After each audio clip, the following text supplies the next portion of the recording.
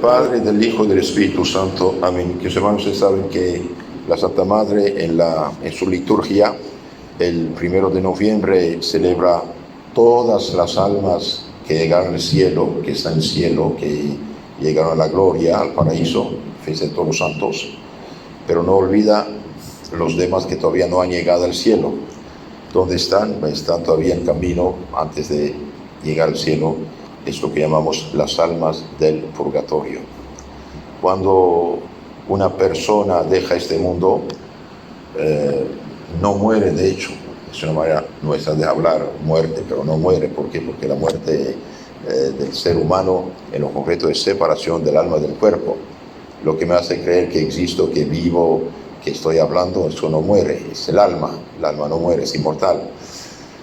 Entonces, cuando el alma se separa del cuerpo, pasa el juicio de Dios, lo que llamamos juicio particular, juicio de cada persona. En una fracción de segundo, podemos decir, ve su vida tal cual Dios la ve. Si en este momento esta alma está en gracia, en santidad, perdonada, reconciliada, confesada, en gracia a Dios, bien se salva. Y si está en ese momento en pecado mortal, por desgracia, como si tuviera 10.000 toneladas de plomo en los pies, cae al infierno, como un cordero echado a los leones, a los demonios, y ahí es una desgracia, realmente una desgracia total, para siempre. Y los que se salvan, ¿qué pasa con ellos? Los que se salvan tienen dos soluciones, que acaban en una al final.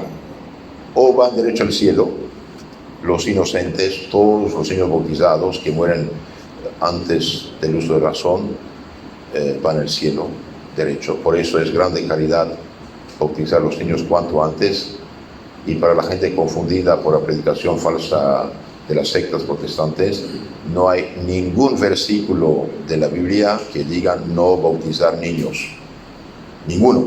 Al contrario, en capítulo 3, 11 de San Mateo dice Juan Bautista: yo bautizo con agua, hay uno mayor que yo, él bautizará con fuego y Espíritu Santo. Y ese es el bautismo cristiano hecho en nombre del Padre, del Hijo y del Espíritu Santo. En capítulo 28, 19 de San Mateo dice: bautiza en nombre del Padre, del Hijo y del Espíritu Santo. Y en San Marcos 16 dice: bauticen toda criatura. Entonces todos los niños inocentes que mueren antes del uso de razón, antes de haber pecado gravemente, van derecho a la gloria. Y por eso les aconsejo de hacer bautizar cuanto antes a los niños, para que no solamente tengan la puerta del cielo abierta, pero también que reciben protección de la Iglesia en virtud de la comunión de los santos. Toda oración que hace un sacerdote, oración de la Iglesia que hace un sacerdote, todas las misas, todos los bautizados tienen parte en esas misas. ¿Y quién más va al cielo directamente? Además de los niños inocentes, van todos los penitentes que ya no tienen nada que expiar, los que han satisfecho todas sus deudas. La Magdalena, el buen ladrón satisfijo unas horas tremendas en la cruz y ya. Hoy estarás conmigo en el paraíso, dijo nuestro Señor. Y todos los penitentes como la Magdalena, Santo Agustín, San Pablo, etcétera, etcétera. Los demás, ¿qué pasa con ellos? Si bien Dios en su misericordia les da la posibilidad de purificarse antes de llegar al cielo. Y de ahí el purgatorio. El purgatorio es, dice el cardenal Bacci en su librito, dice cómo ayudar a los difuntos, dice el purgatorio es la obra maestra de la misericordia y de la justicia de Dios. Misericordia porque quiere salvación, justicia quiere reparación. Y como van con las dos cosas, bien da la posibilidad a estas almas de purificarse antes de subir al cielo. En el Apocalipsis capítulo 21 dice: nada de manchado entra en el cielo, nada de manchado. Dios infinitamente puro y santo, de bien quiere almas puras. Entonces, ustedes van a hacer una pregunta: ¿y qué pasa entonces con la confesión? Bien, la confesión te perdona la pena eterna del infierno. Imagínense dos personas que hicieron los mismos pecados. Uno deja este mundo con sus pecados, no arrepentido, no confesado, cae al infierno para siempre. El otro que hizo los mismos pecados, en gravedad, en número, se confiesa, cambia de rumbo. La confesión cierra la puerta del infierno abre del cielo, te abre la gracia y la filiación divina, el Espíritu Santo y la caridad, y abre la puerta del cielo delante de esta alma. Entonces, pecar es dar la espalda a Dios, alejarse de Dios. Tomar, por ejemplo, irse de la derecha, alejarse de Dios. Cuando se confiesa, arrepentido y absuelto, cambia de rumbo. Cierra la puerta del infierno, abre del cielo. Con otras palabras, nuestro Señor paga el 99.9999%. Queda un poquito, un 0.1%, vamos a decir, que pagar. Dios perdona sí, pero exige reparación. Después del bautismo, nadie tiene derecho al pecado. ¿Qué dijimos por la boca de nuestros padres y padrinos y por la boca nuestra cada vigilia de Pascua? Cuando renovamos los votos del bautismo, ¿qué decimos? Renuncia a Satanás, a sus obras y a sus seducciones. Entonces, y Dios cumple, nosotros no cumplimos, y por eso, pero Dios nos da esta posibilidad de purificarnos. Entonces, cuando el alma que pecó, que se reunió con Dios, no hizo bastante penitencia, no ha expiado, pagado la deuda que todavía tiene con la justicia divina, bien, Dios le da la posibilidad de ir al purgatorio. Queridos hermanos, los santos dicen que si las almas en este mundo hubieran sabido qué pasa en el purgatorio, nunca hubieran hecho ningún pecado.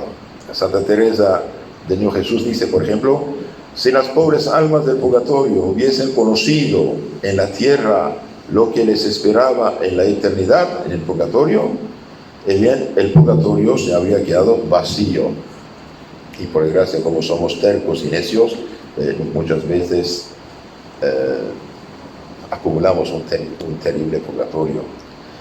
Santa Alfonso María de Ligorio dice, en la vida presente no se conoce bastante la fealdad de los pecados, pero bien se comprende en la otra, y este conocimiento es uno de los más vivos dolores que sufren las almas en el purgatorio.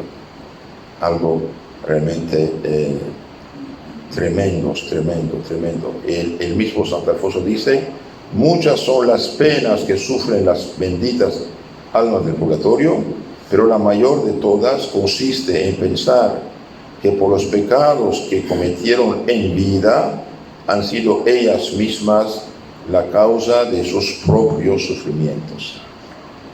Cuando uno deliberadamente hizo algo, después viene la consecuencia tremenda. Por ejemplo, una persona tomó demasiado, perdió el control y se hace un accidente, mata a 10 personas y él queda paralítico y hemipléjico toda la vida. Imagínense cuántas veces van a maldecir las copas que tomó esta noche. Entonces las almas del purgatorio están ahí sufriendo. ¿Cuánto tiempo? Pues Dios sabe. Cada quien tiene su tiempo, su deuda y la gravedad de sus pecados. ¿Qué sufren? Bien, sufren dos tipos de penas. Las penas de los sentidos y las penas morales del daño. De sufrir, de saber que por su culpa están ahí, es sufrir, de saber que por su mal uso de la libertad están privados de la dicha eterna de ver y gozar de Dios cara a cara. Eso se llama pena de daño. Pero veamos lo que dicen aquí los santos acerca de las penas del purgatorio. Después veremos cómo podemos ayudarlas y sacarlas de ahí. La tradición de los santos padres, los santos de la Iglesia Católica, y la enseñanza ordinaria de la Iglesia, hablando de las penas del purgatorio, usan expresiones tales que deberían estimularnos a evitar aún el pecado más pequeño, no solo por ser ofensa de Dios, a quien debemos amar todas las cosas, sino también porque será castigado por Él severamente. Además, esta enseñanza debería movernos a tener misericordia de las pobres almas purgantes que gimen entre tantos tormentos. San Cirilo de Jerusalén, en los años 300 y pico, dice en su libro llamado Catequesis, que los dolores de este mundo, juntos comparados con los sufrimientos del purgatorio, hay que considerarlos como dulzuras. Hay cosas como dulzuras. Imagínense, usted está quemado, no sé, a grado alto, y todavía dices dulzura en comparación a lo que sufre del otro lado. Y no un día, ni 2 días, ni duerme.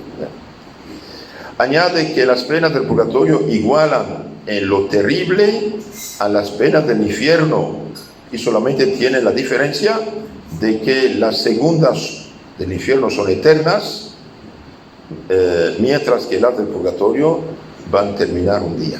Entonces sufren igual tormentos que el infierno, pero saben que un día esto va a terminarse. Los del infierno sufren a lo tonto por castigos y pecados, mientras que aquí sufren para libertarse y para purificarse, pero sufrimientos son iguales. Lo mismo dice Santo Tomás de Aquino, de hecho. Santo Agustín nos asegura que la pena más pequeña del purgatorio sobrepasa las penas más grandes que se pueden sufrir en la tierra, y añade que el fuego de este mundo, comparado con el que atormenta a las almas purgantes, puede considerarse como un fuego pintado. Dios mío, cuando uno se quema un poquito, como duele, y decir que es pintado sin calote es mucho más doloroso.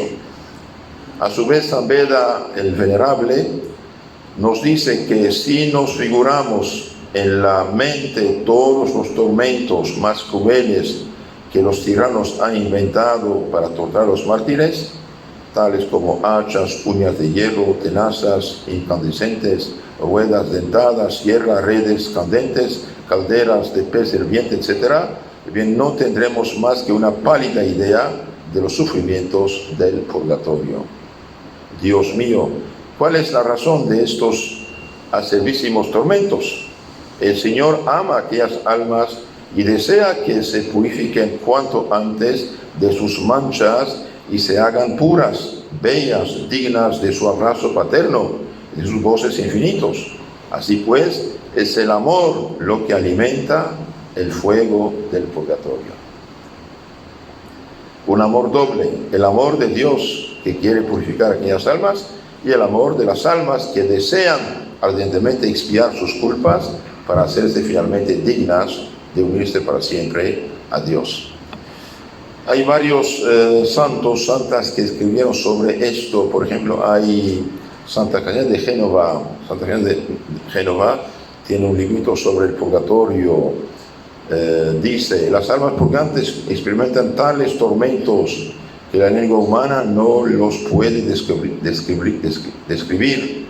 ni inteligencia alguna comprender, a menos que Dios mismo no los revele por gracia especial.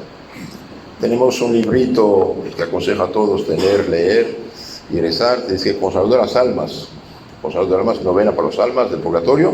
Además de las oraciones de 9 días, hay ejemplos de apariciones permitidas de almas que piden ayuda.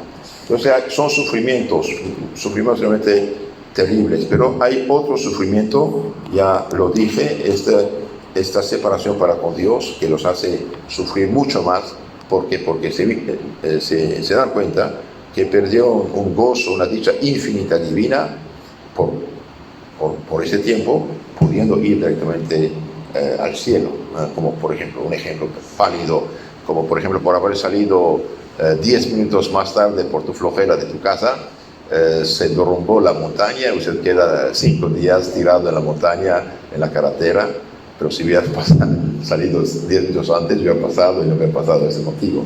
Entonces, esto es lo que sufren, la pena de daño. Entonces, además de las penas de sentidos que hemos explicado un poquito, bien, hay estas penas más graves de daño. San Juan Crisóstomo escribe que la pena de daño, esto es, la necesidad ardiente e insatisfecha de unirse al sumo bien, constituye para las almas purgantes un tormento mucho más angustioso que morir en infiernos. Entonces, tremendo. Pensamos en esto para nuestro bien. Pensamos en esto, es muy importante.